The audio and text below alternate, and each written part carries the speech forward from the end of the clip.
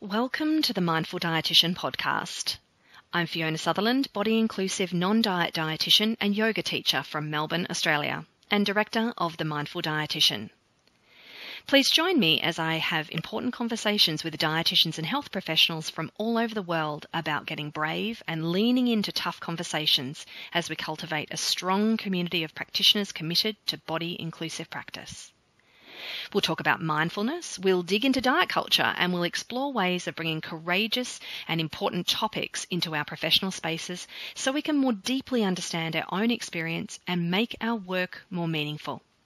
Thank you for joining me.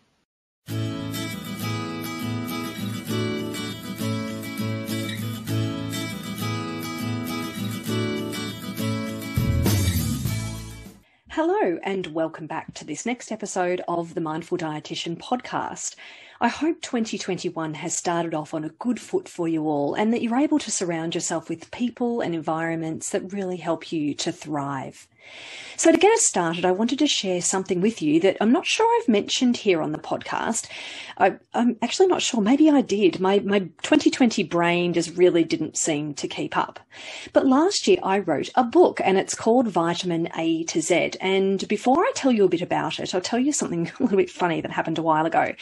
I ran into a friend that I hadn't seen for a while and she asked me about writing the book. And she said, I guess there's no better time than COVID lockdown to write a book.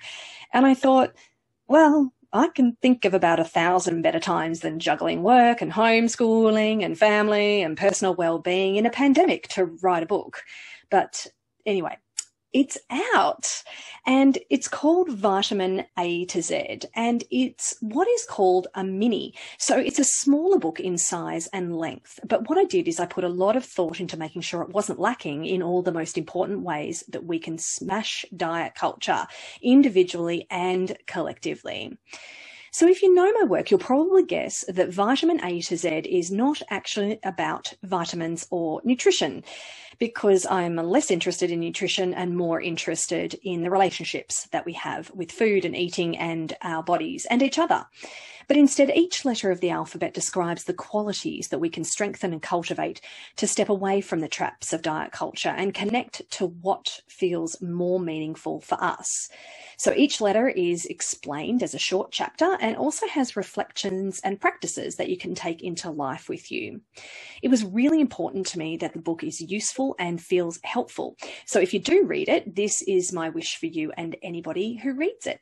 It is available now in softcover from Debut Books. I'll put links in the notes and ebook on your favourite platform. All right, so my guest for this episode is Rebecca McConville.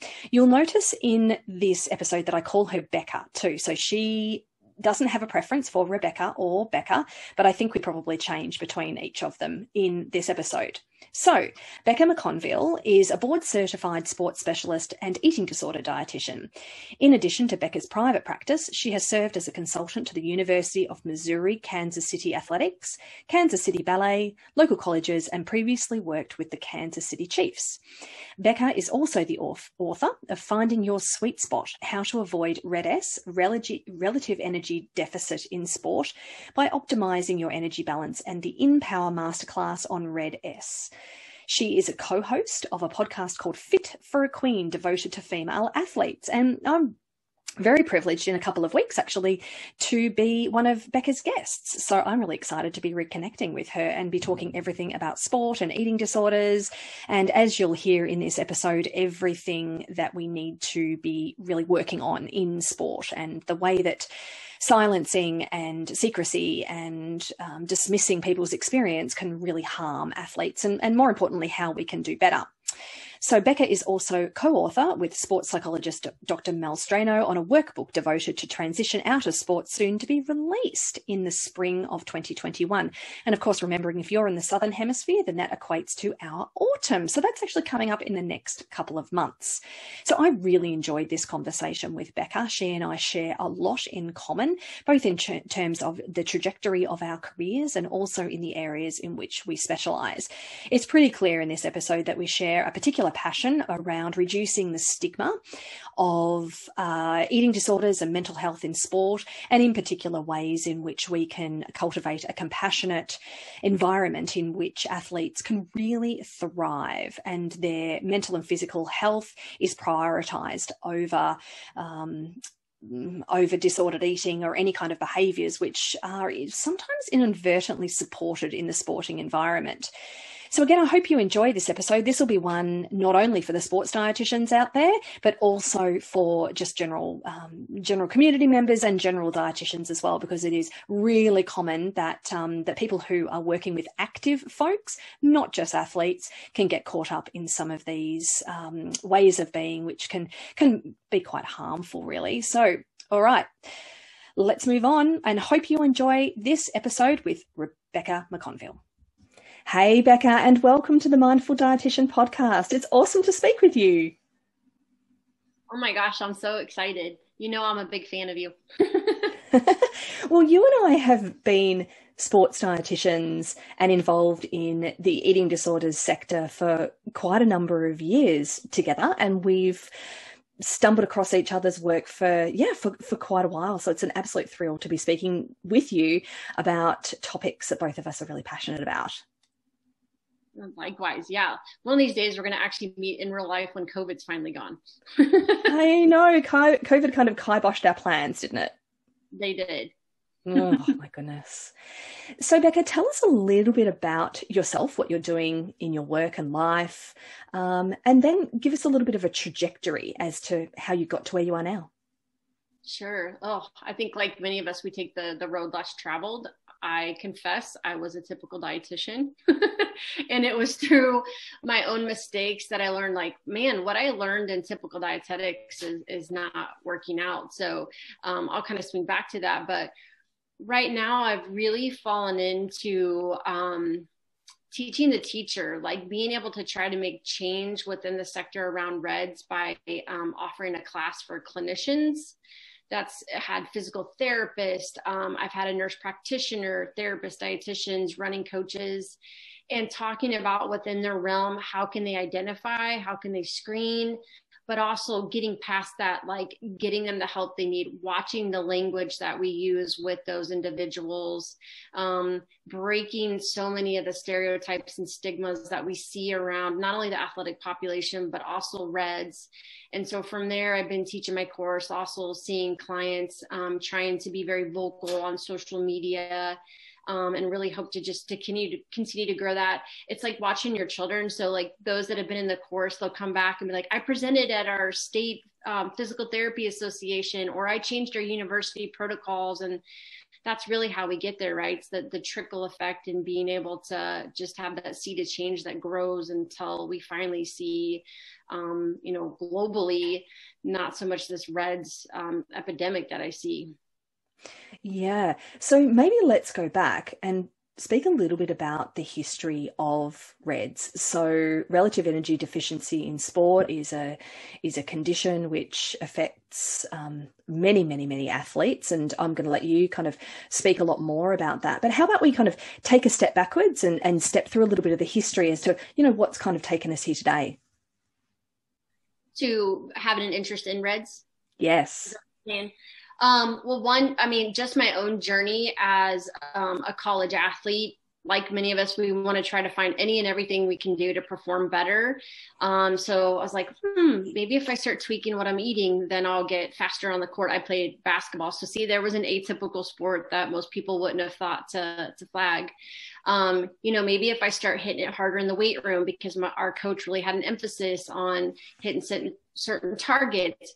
Gosh, I could actually go do conditioning outside of practice. You could see like many different flags that nobody caught, that I started to have I had injuries that weren't healing. I did lose my period for a while, but nobody flagged that. They just said it was stress of being a college athlete. And so I understand how they get overlooked. I understand how there was a multitude of different people that crossed my path, but they were only looking at one variable at a time, where had they looked big picture, they would have been like, something is off here. So that didn't immediately project me into that in my career, because you got to get your foot in somewhere when you get out of school. So I actually had to go back and get my degree in dietetics, went into what many of us do, like a hospital role, and was part of a weight management program. I hate to confess, but I learned a lot. And now I understand some of the bias that us dietitians may project on our patients and clients. I was like, gosh, something's not working. They hate coming to see me. I feel like they're so wrapped in shame, yet I believe what they're saying. And so I had the co-founders of Insight Counseling, which is an eating disorder facility in the Midwest, come and present on emotional eating. And I remember sitting in there being like, oh, that's it. Like, that's what I see. That's where my values line, where I want to be able to treat and help patients and clients. And I actually ended up leaving and then going into private practice and slowly getting supervision, eating lots of humble pie. That apparently everything I'd learned was wrong, but I will never go back. And it also gives me that empathetic lens from which they may have crossed paths with the, traditionally taught dietitians, and apologizing and be like, we didn't know any better. We're trying to do better now, but we didn't know any better. In the midst of that was trying to get my foot in the door into sports, and started working within universities and other places. And then I would see athletes that crossed my path that had very similar situations. And so I started digging into research, treating and working with them. And at one point, one of the co-founders of Insight, Michelle Mitchko, was like, Becca, you could really specialize in this. And I was like, but would I really have enough to do that? And she's like, yeah. And then fast forward to now, that's the bulk of my clients and experience. And I feel like I still have so much to learn, even though I dive into the research. It's just a really fascinating area to specialize in. So I love it. It is really fascinating. And I think as time has gone on, we've become much more adept at being able to recognize what's actually going on, and then to be able to respond, appropriately, backed up by the research that we have. So I know that you and I are probably going to be talking a bit about, the gaps that we see, and, some issues that we still see, popping up in the sports setting. But what might be helpful for people listening is to set us up with how REDS actually came to be and how we understand it today. So I was sharing with you just before we pressed record that I had the enormous pleasure of meeting Roberta Sherman many, many, many years ago. And it was her that was so instrumental in my own early learnings of the female athlete triad. So I'm going to hand over to you to kind of step us through, the evolution, I guess, of relative energy deficiency in sport. And I think it's incredibly important that we pay huge tribute and credit to all the people, the clinicians, the researchers who have taken us to this point. So I'm going to hand over. Yeah, my gosh, I joke that she is the godmother and Ron Thompson's the godfather of eating disorder in sport. And where would we be today without their important work? Dr. Ackerman, there's many that we could list, but it was formerly known as the triad, which was the cluster of weight changes, bone health, bone injury, and then also menstrual dysfunction, or amenorrhea, which is the loss of menstrual cycle for over 3 months. As research finally came in, and as they actually started looking at male studies, they realized this is a whole lot bigger picture, and that actually underfueling or inadequate energy can lead to not only all these physical consequences, but performance consequences. So we know if you work within the sport world, you have to talk performance outcomes to usually get their attention. And then they were finally able to see this increases your injury risk, this decreases your endurance capacity. And then that finally was maybe we should start assessing. We still have a long ways to go, because that only evolved in 2015. And, with research, you got to have time to collect data, especially right now. A lot of research studies have been put on pause because of COVID, but there's more and more. I just read a narrative review on low energy availability that basically still called out 8 different things that we need to work on addressing. But it's exciting because, as you and I talk about in the field, there's certain things that we see that the dots are not getting connected, but the more that that's put out there, some researcher is going to grab a hold of that and then hopefully be able to put it into clinical practice. Yeah, absolutely. No, you're right. I think that being able to put things into a performance context really enables us to connect with athletes and coaches and other support staff in a really unique way. And it's, for us, it sometimes feels like working backwards, because we have some interest in performance outcomes, of course. And the reason why we're hired by individuals and teams is really around the, mental health, medical and physiological, and total mind, body well-being type of situation. Right. Yeah. And so it's, it can require quite a bit of thoughtfulness, I suppose, to be able to have these conversations in a way that makes sense to people and enable us to have conversations which encourage and motivate people to become interested in their own experiences in ways that then encourage behaviour change towards repairing and recovery. Right. Yeah, you said the key word, right? Education's great, but it has to translate into behavior change. So I think that's where, again, we've got work to do. And that's where it's also been exciting starting to group with like the eating disorder clinicians, because we are such a perfect fit in the fact that as dietitians, we understand the metabolic needs and the health consequences, but we also understand, or we are learning how to get the behavioral change to put those two together. So one of the things that I'm adamant about is if you are questioning if an athlete has RED, you really need a dietitian that is also educated in the eating disorder piece, because they may be an undiagnosed eating disorder and you're doing them an injustice if you don't get a team wrapped around them immediately. Absolutely. So what do you notice, Becca, about some of the hesitations around bringing dietitians on board? Oh, the athlete's always worried, or sometimes the coach are, that you're going to pull them out of their sport. And so using that, return to sport model, unless they've hit that RED criteria, we're still trying to keep that in there. And that's what Ron and Roberta would talk about, that for a lot of these athletes, sport was protective. You've got your teammates that care about you. You've got your coach that's watching you, athletic trainer. If you remove that, then sometimes they feel isolated.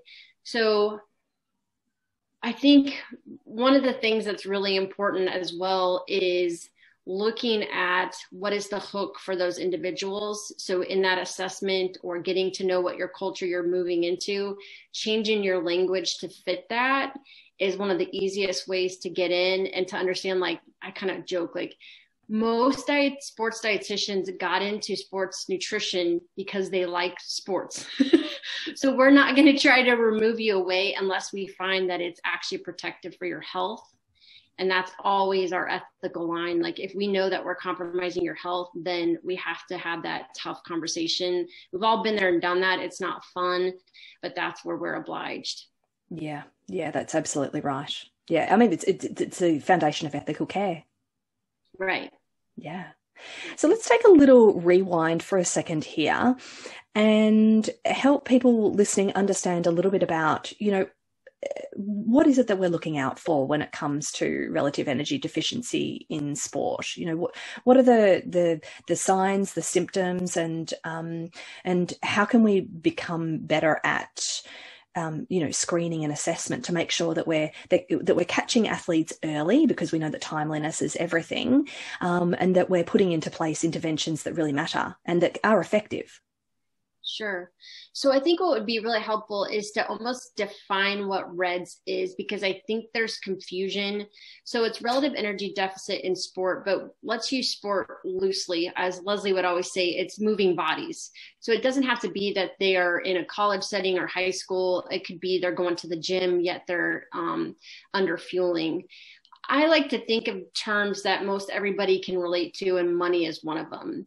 So if you need so much money or calories to take care of digestion, your brain health, your heart, then you have to provide that for your body.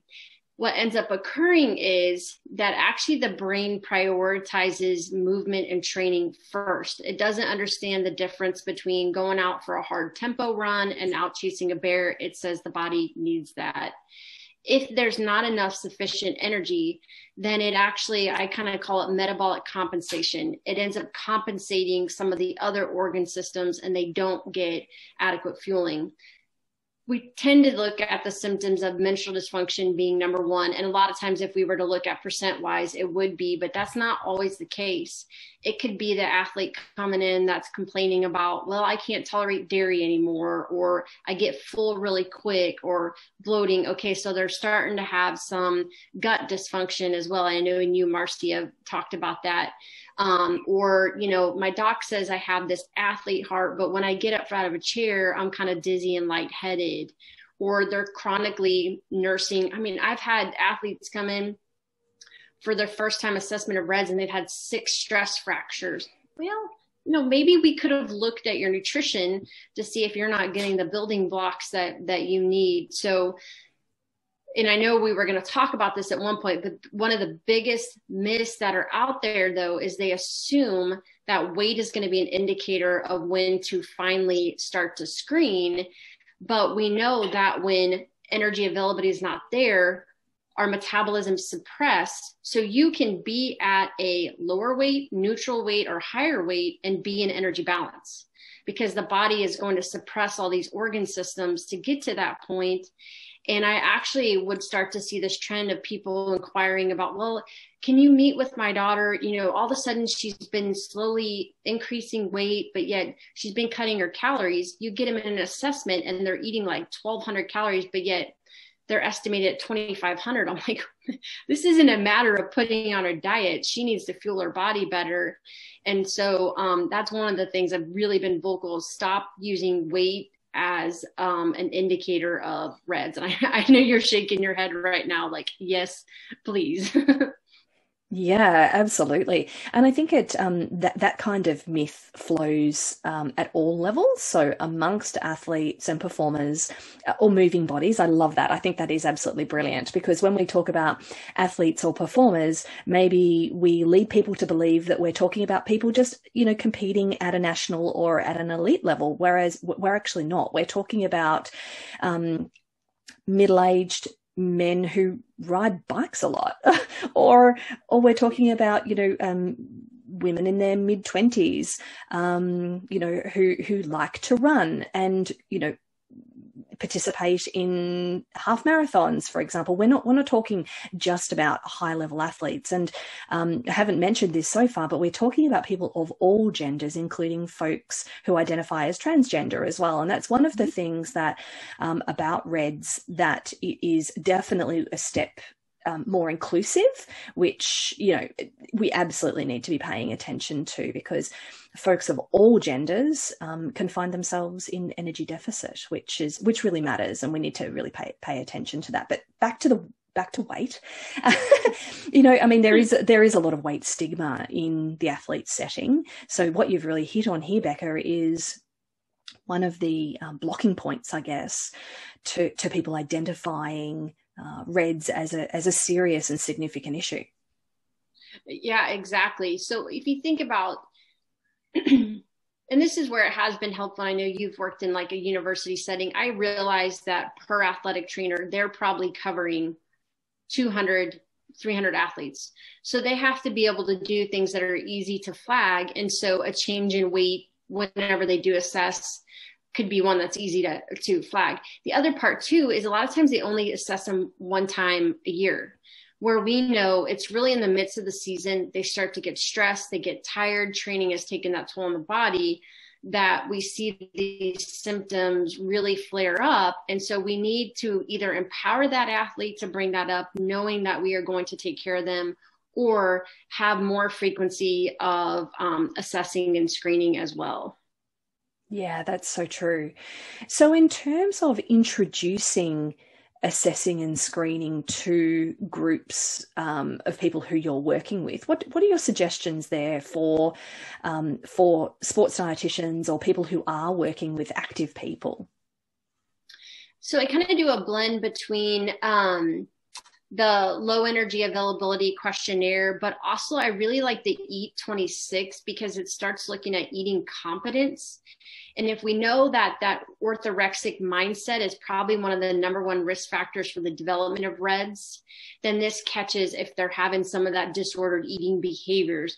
That term is thrown around loosely, and unless you're in this field, they probably don't understand that, you know, having this obsession over eating fruits and vegetables can actually be a disordered behavior, because our culture is going to, you know, let's put that on Instagram. The fact that we ate, you know, 10 servings of veggies today, not really us for like, oh boy, where's the rest of your energy coming from? And how's your bowel feeling, by the way? You know, that bloat may be all that fermentation from the fiber. Oh my gosh, yes. That's always fun when you actually can get an athlete to make that change and like, I'll be darned, like I actually feel really good and I didn't have problems with gas during my running. Like, yeah.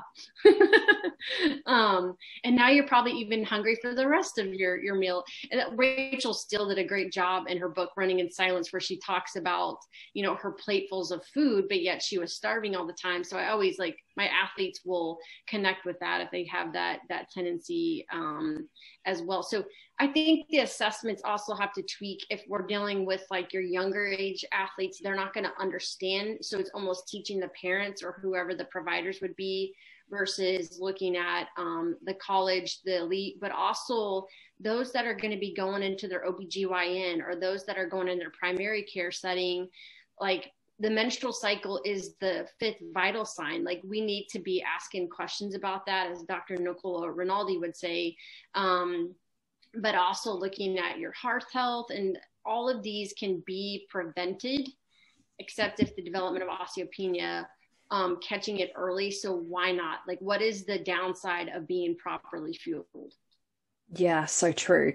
And Nicola Rinaldi was actually a previous podcast guest of mine. So if anybody wants to dig right into more about the menstrual cycle and the intricacies, and Nicola is so knowledgeable and so fascinating, and her work has really been, I think it's really been groundbreaking in terms of helping people with uteruses. I don't know whether uteri is the plural, but anyway, uteruses, I'll just say for the moment, to be able to identify and understand a lot more about the impact of the menstrual cycle on mind and body well-being, that it's not just about fertility, it, you know, lies beyond that. So, I mean, we could go on and on about Nicola and her amazing work, but, you know, referring back to that podcast episode will give you a really, really good grounding in the cyclical nature of our body rhythms.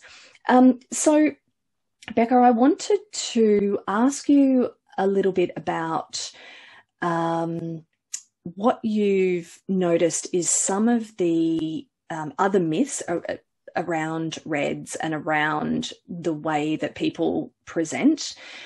And you spoke about orthorexia a little just a few minutes ago, and it might be worthwhile just stopping and let's have a little bit of a definition of what orthorexia is so that people can really nail that down. Sure.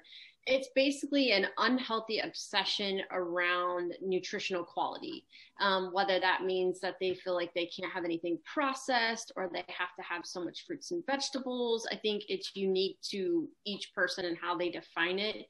But what ends up happening is it impedes into their ability to go out with their teammates or their family. And because I always kind of joke with my athletes, like, you don't want things in your stomach that are taking up space and not paying rent. Because I love that. That's awesome. That means that when you're looking at, some of my triathletes were looking at 5,000 calories they need to consume.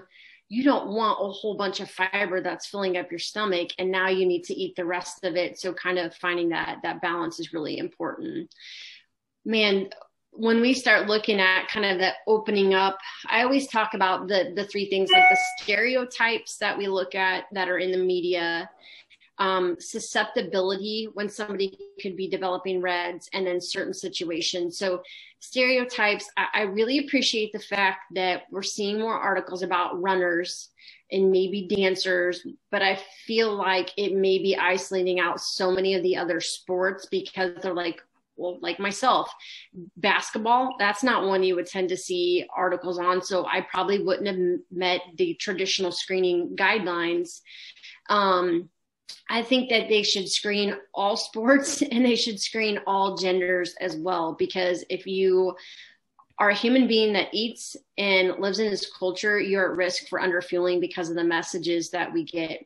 The other part too is our training has adapted. Athletes are doing far significant more training programs. They're starting earlier, which means that it's that much more energy expender. And that's one of the things recent literature has talked about is there's only so much they can eat to keep up with that level of training. Should we perhaps start also tweaking the training as well? I mean, again, when I'm working with those and we're doing 5,000 to 5,500 calories, I think you need to be having a bar or something in your hand at all times to be able to get that in. And it's exhausting for them. So sometimes having some down cycles and training is really important. The other part too is usually our media focuses on like 20-year-old Caucasian females. When I appreciated a month ago, there was a Jamaican African-American pole vaulter female that talked about how like nobody addressed it with her. She by quote unquote was normal BMI. So she didn't flag for that, but yet she had had stress fracture history. She had had all sorts of symptoms and was overlooked and was really kind of upset and was bringing awareness within the Jamaican track team that they needed to screen better. And we've had many male athletes that have come up, especially in the cyclist community, that have, shared their stories as well. So we're moving, I think, in the right direction there. I always want to share those articles that I see and be like, this is great that we're bringing attention, but this isn't just runners, dancers, whoever, make sure if you're having these similar symptoms, reach out and ask somebody.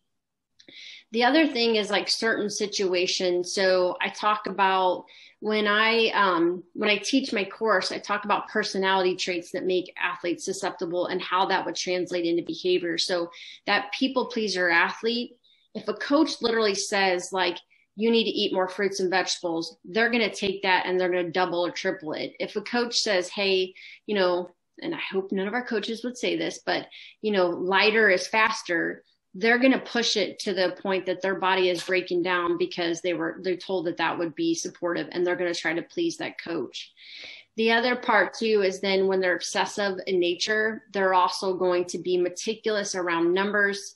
So if they hear that 1,500 calories is what they need, even though it's inaccurate, they're going to stick to that. So being able to morph our messages around those personality traits are really, really important. If at any point you need to stop me, this is where I kind of get on my soapbox. So the other part is transition out of sport. I think that is a huge risk factor because they've got coaches that are outlining their practice. They've got teammates that are be like, hey, you don't seem like yourself.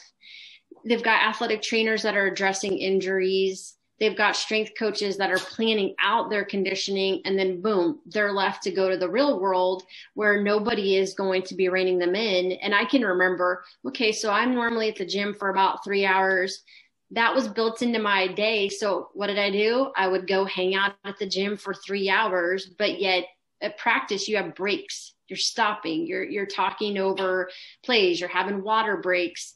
And so I think we need more education as to what that looks like when they're not competitive in their sport anymore. The other thing is postmenopausal athletes.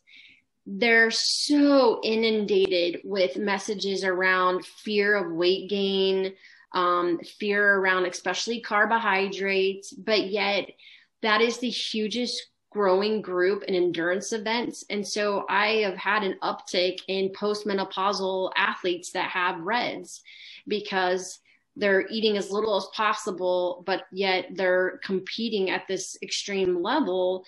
Nobody would screen them, and they don't have a period anymore. So it's not something that you can check, like, how's your menstrual cycle?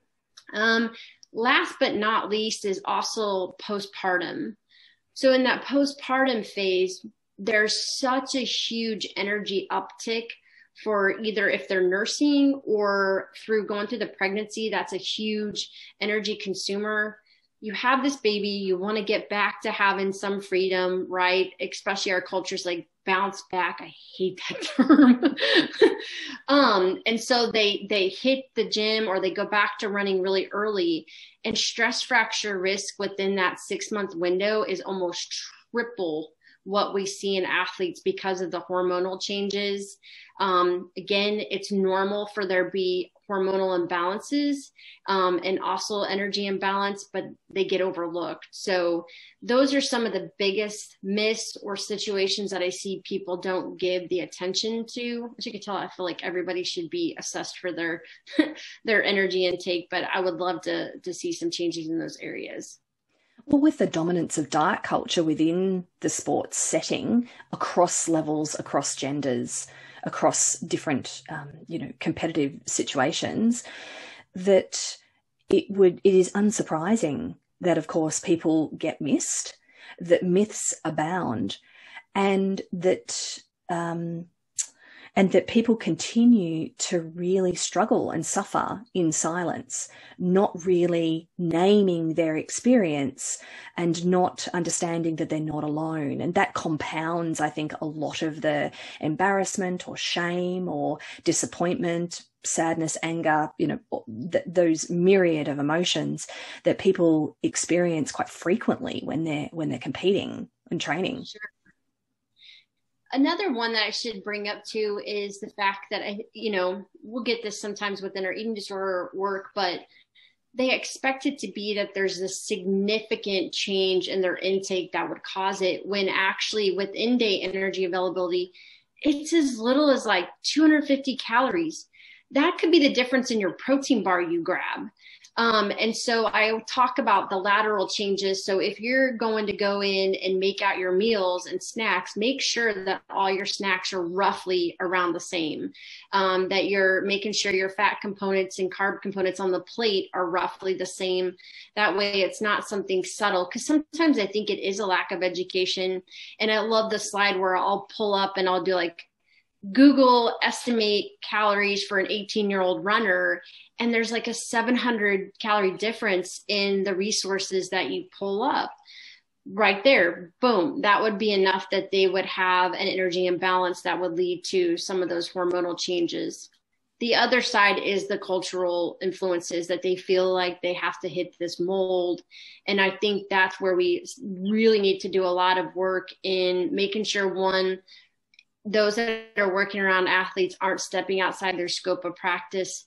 My heart always extends when I get somebody in that basically has had these repeat, like, oh, but I've been told if I just correct my reds, I'll be fine. But by the time we're on the 6th visit, this isn't a knowledge deficit. This is an undiagnosed eating disorder. And when you bring that up, they're like, yeah, I can't believe nobody's brought this up. And this has been in and out of doctors or been around other clinicians. So I think we really have to make sure, what is it? Again, I quote Leslie because she has a lot of funny quotes, but sometimes we're looking for the zebra, but really it's just an underfueled athlete. Yeah, I love that.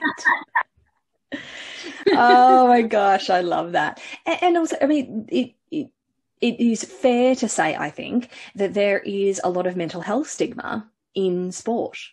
Absolutely. Yeah. I mean, it has improved quite significantly, I would say, during my sports nutrition career, particularly around depression, anxiety, maybe even gambling problems, and other kind of processes like that.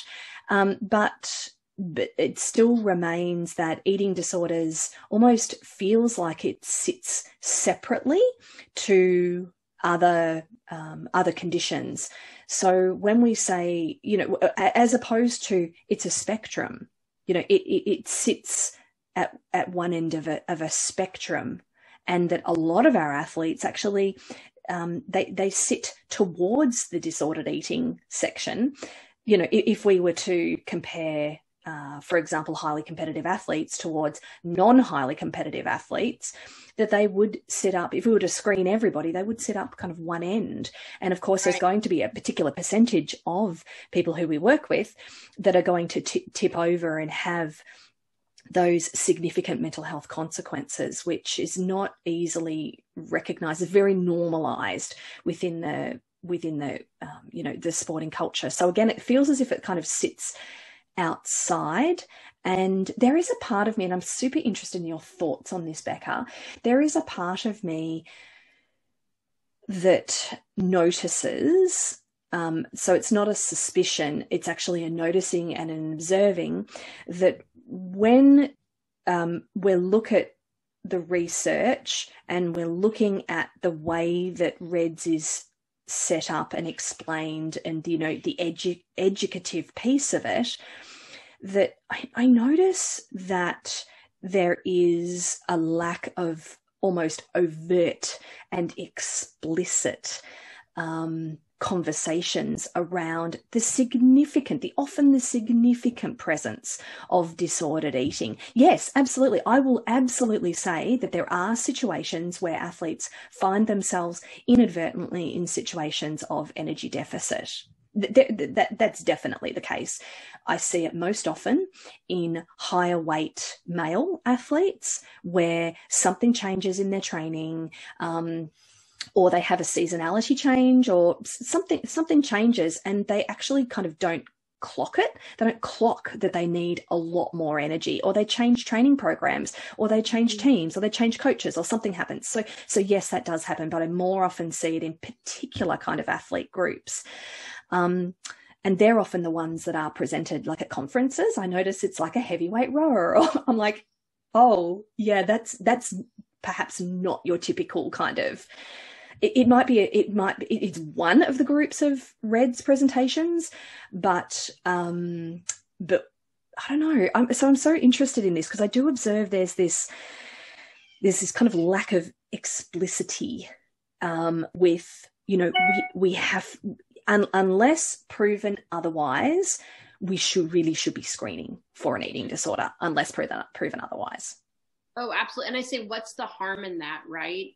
Why not screen everybody? Because if we know that in particular subgroups, the literature has demonstrated almost sometimes 65 to 75% risk of eating disorder or disordered eating, well, why wouldn't you? That kind of puts the numbers in favor of that. So the other part too is it's easy for them to dismiss, like it's part of sport.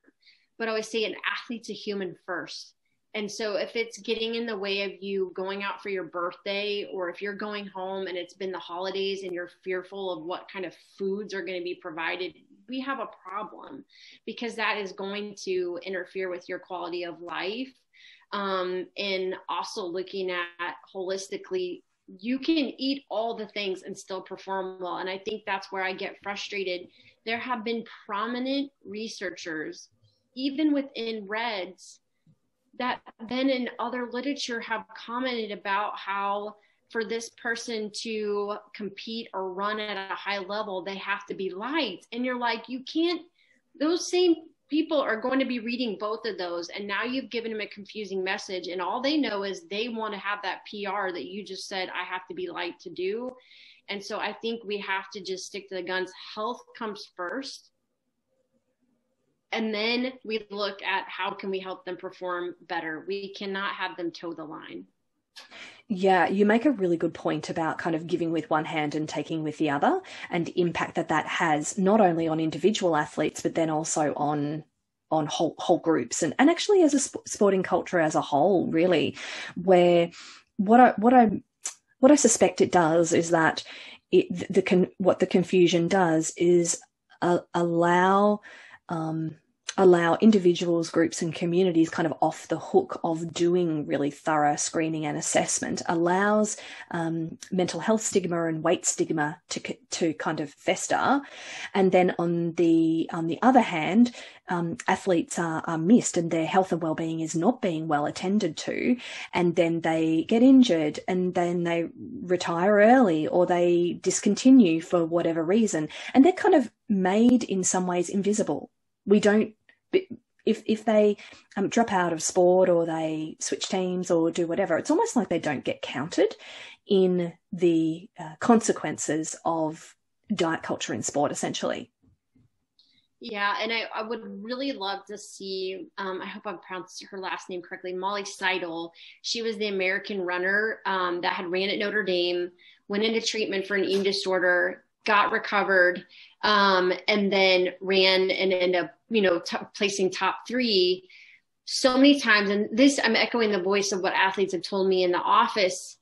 All they see is athletes that are now done with their sport that are commenting how they struggled. So they're fearful that if they try to recover, that they won't perform well. And I always love where Kara Bazzi, she did like a self-experiment where she tried to see if it truly was the fact that she was at this lighter weight in college, that she had gone in, I hope I'm speaking right for her. She had went into treatment for anorexia. When she got out, she loved running.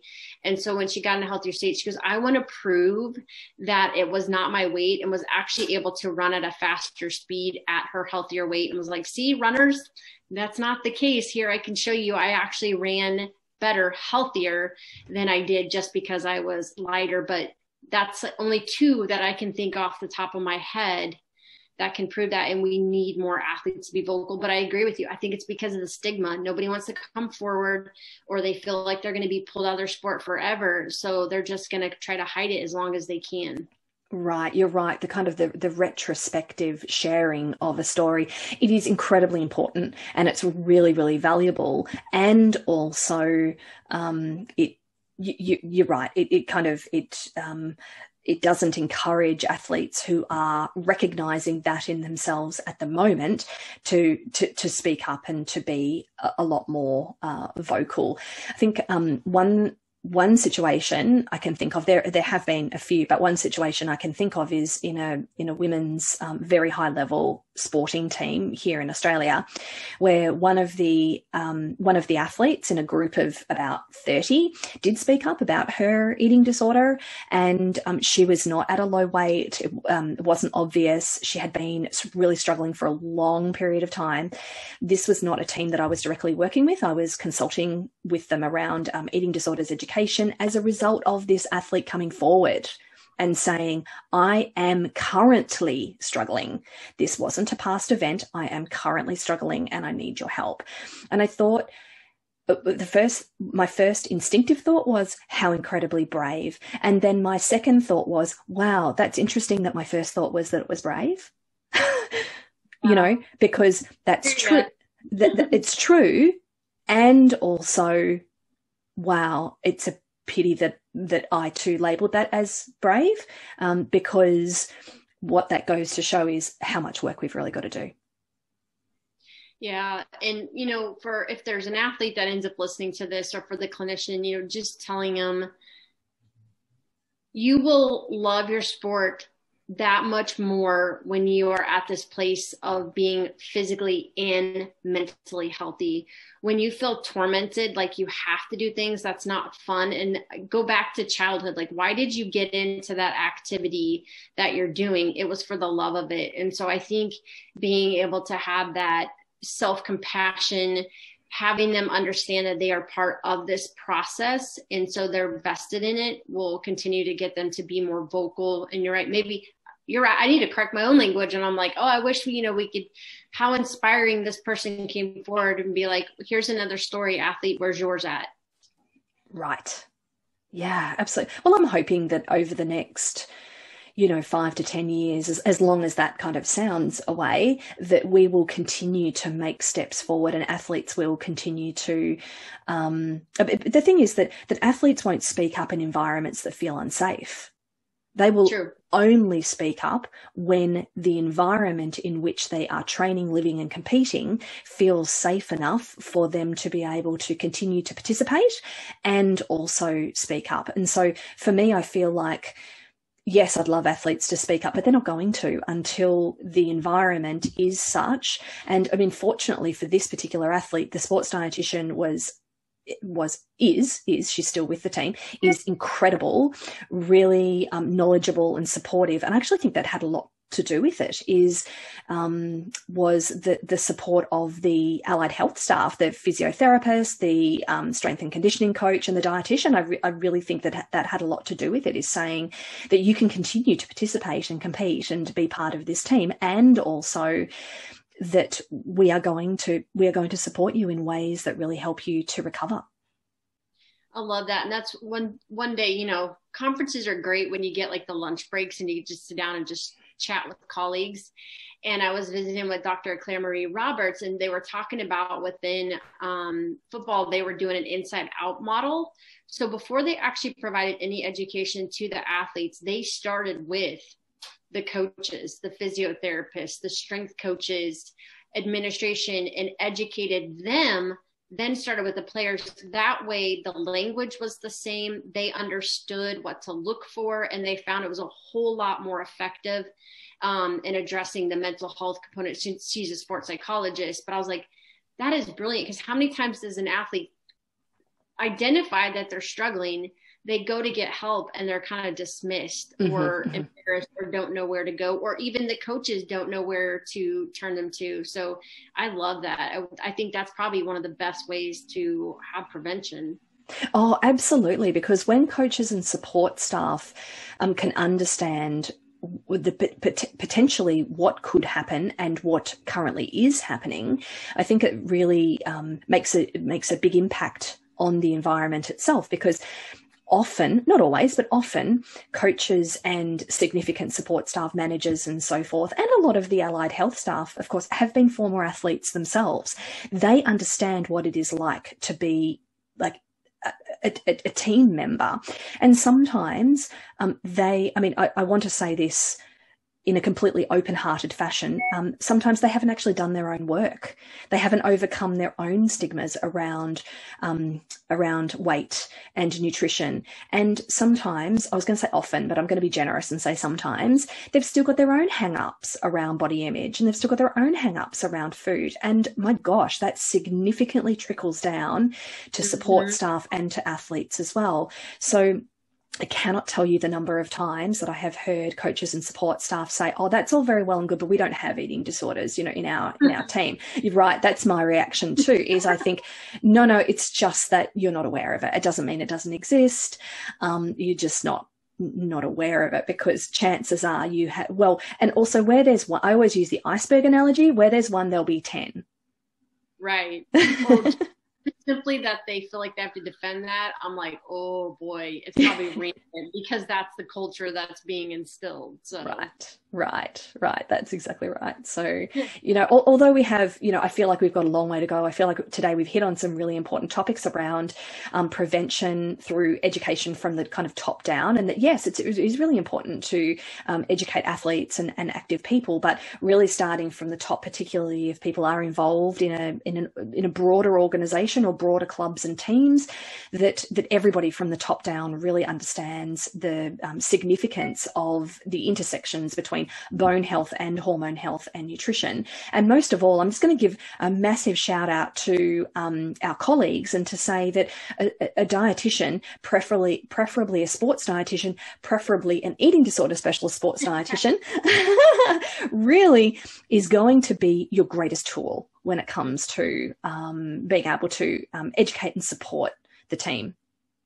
Yeah, I completely agree, because we're also going to be able to know when that behavior has crossed the line into disorder, versus maybe just, again, justifying it for their sport. But you know, I encourage all dietitians that are interested, you know, get some supervision on it. There's plenty of colleagues that have great groups. There's plenty of education that is out there. And if, again, you know, I am in this better research on a weekly basis, and I feel like I'm just getting the surface, that hopefully means that we're going to have some significant breakthroughs in how we're treating, identifying, and preventing as well. Yeah, love that, Becca. So with that in mind, tell us about your program, the program that you run for professionals, because I'm sure people listening would be really interested maybe in participating. Oh, I'd love to have them. So yeah, it's the Empower Masterclass for clinicians on REDS. It's 8 weeks and basically kind of covers some of what we talked about today. They're live, but they're also recorded. And then they're on a Facebook group, and lots of literature, lots of handouts. Sometimes too, we save, 10 minutes at the end for case studies. And the goal is to bring everybody at the round table that's going to be working with athletes. And that's why I love the fact that I've had a balance of, I call them or athlete providers. Instead of health providers, we have athlete providers, those that are taking care of their health, and being able to implement that change, and also just kind of continuing to put little snippets of information on there. And then they have access to it indefinitely. So if there's more information that comes out, that will be on that group. And then they can follow me on social media too, to continue to see when the signups are. Fantastic. So where can people find you? Sure. So on Instagram, it's at Rebecca ED Dietitian.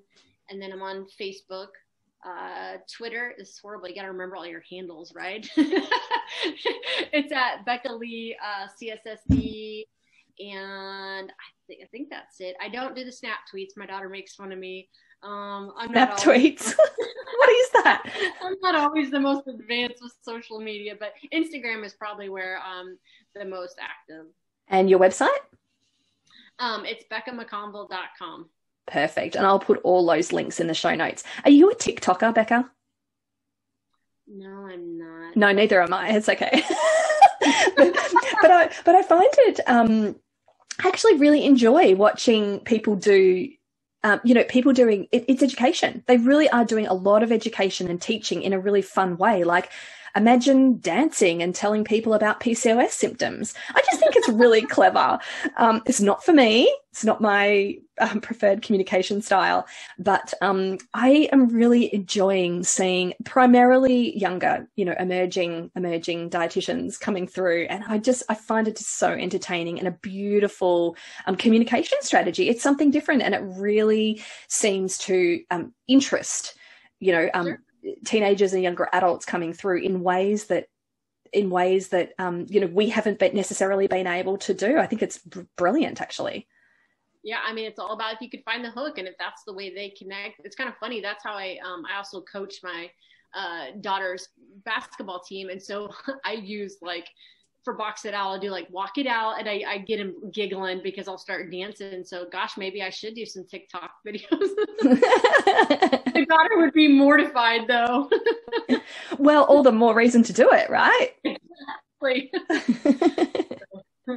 You've got to be an embarrassing mother. I mean, seriously, you're not doing your job good enough, Becca, unless you're embarrassing them. On fair play. My mom did it to me, so, Passing on the love. That's right. Becca, it was such a pleasure to speak with you. Thank you so, so much for this really rich conversation. If you're looking for more information on REDS, if you're looking for more information on Becca's services, then all those links will be in the show notes from today. And is there anything that we missed, do you think, Becca, today? Oh gosh, I'm sure there's plenty that's still out there, but I think we covered the tip of the iceberg, as you'd say. And again, there's lots to learn. So anything that you guys have seen, post that out there as well. That's how you make change, right? Absolutely. Yep, absolutely. Yeah, these conversations really can just pique people's interest and encourage them to dig a little deeper. Yeah, absolutely.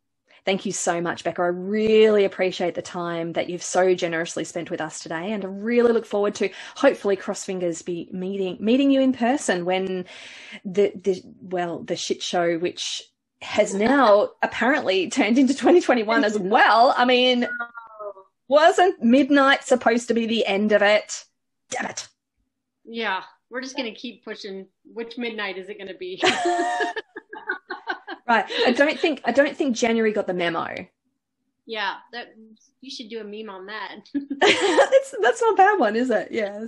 Well, I had this thought. I mean, I don't know why I'm putting this on the podcast, but I may as well. I had this little thought of a meme, like the conversation between 2020 and 2021. So 2020 would say something like, "Hey, I'm really looking forward to seeing you," or whatever. And then 2021 being like, "Oh,"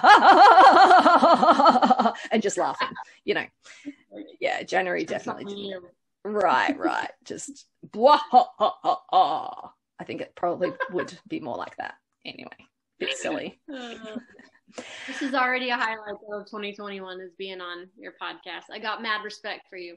Oh, thanks, Becca. Likewise, right back at you. Thank you so much again. I'll talk to you soon. Bye. Bye. Well, that's our episode of the Mindful Dietitian interview series for today. Thank you so much to our wonderful guest and to you for listening. I really hope you enjoyed it. Just a reminder that you can find me over on the website www.themindfuldietitian.com.au, and please join actually quite a large group of wonderful and enthusiastic dietitians on the closed Facebook group, The Mindful Dietitian. The music you hear is called Happiness from Ben Sound, used under the Creative Commons license. Have a great day, everyone.